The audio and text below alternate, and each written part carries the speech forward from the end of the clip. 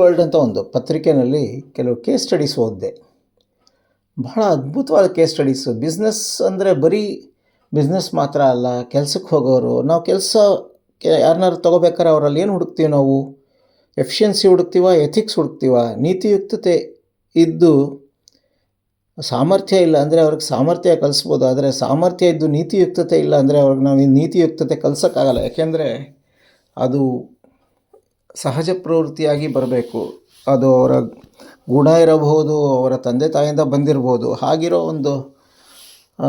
ಒಂದು ಮನೆಯನ್ನು ತಗೊಂಡು ಒಂದು ಹುಡುಗ ನೀತಿನೇ ಇರೋದಿಲ್ಲ, ಅವನ ತಂದೆದು ಒಂದು ಕೇಸು, ಅವರು ಟ್ರಾನ್ಸ್ಫರು ಮಾಡಲ್ಲ, ಪ್ರಮೋಷನ್ ಕೊಡಲ್ಲ ಅಂತಿರುತ್ತೆ. ಅವನ ಅಣ್ಣ ಒಬ್ಬ, ಅವನು ಎಲ್ಲೇ ಇದ್ದರೂ ಅವ್ನಿಗೆ ಯಾಕೋ ಸರಿ ಇಲ್ಲ, ಬೇರೆ ಏನೋ ಮಾಡ್ಬೇಕು ನಾನು ಅಂತ ಆಸೆ ಪಡ್ತಾನೆ. ಇನ್ನೊಬ್ಬ ಒಂದು ಕೆಲಸ ಬಿಟ್ಟು ಇನ್ನೊಂದು ಕೆಲಸಕ್ಕೆ ಹೋದಾಗ ಹಿಂದಿನ ಕಂಪ್ನಿ ಮೇಲೆ ಕೆಟ್ಟದಾಗ ಹೇಳಲ್ಲ ಅಂತಾನೆ.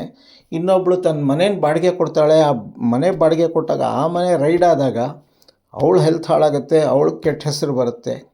ಹೀಗೆ ಒಂದು ಮನೆಯ ಒಂದು 4-5 ಪಾತ್ರಗಳು ಅವರುಗಳ ಕಥೆನ ಬರೆದಿದ್ದೀನಿ. ಇದನ್ನಂತೂ ನನಗೆ ಬರೆದಾಗ ಏನಾಯಿತು, ಈ ಸ್ವಲ್ಪ ಜನ ಓದಿದರು, ಯಂಗ್ ಪೀಪಲ್ಲು ಓದ್ಬಿಟ್ಟು ಸ್ವಲ್ಪ ಇದು ಹಳೆ ಕಾಲದ ಥರ ಇದೆ ಅಂದರು.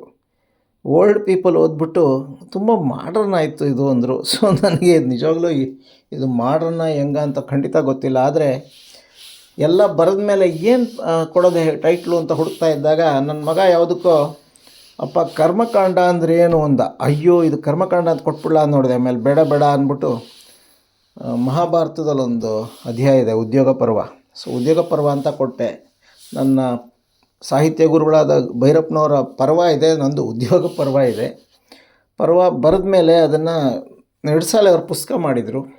ಪುಂಡಲಿಕ ಕಲ್ಲಿಗನವರು ಫೋನ್ ಮಾಡಿದರು, ಸರ್ ಏನು ಬರೆಯೋದು ಚಿತ್ರ ಇದಕ್ಕೆ ಅಂತ. ಅವ್ರು ಯಾವುದೋ ಮಹಾಭಾರತದ ಕಥೆ ಅಂದ್ಕೊಂಡ್ರಂತೆ. ಬಹುಶಃ ಅವ್ರು ನೋಡಿರಲಿಲ್ಲ ಸ್ಕ್ರಿಪ್ಟು ಅನಿಸುತ್ತೆ. ನಾನು ಅಂದೆ, ಒಂದು ಆಫೀಸ್ ಥರ ಬರಿಬೇಕ್ರಿ ಅಷ್ಟೇ ಅಂದೆ. ಒಂದು ಸುಂದರವಾದ ಚಿತ್ರ ಬರೆದಿದ್ದಾರೆ.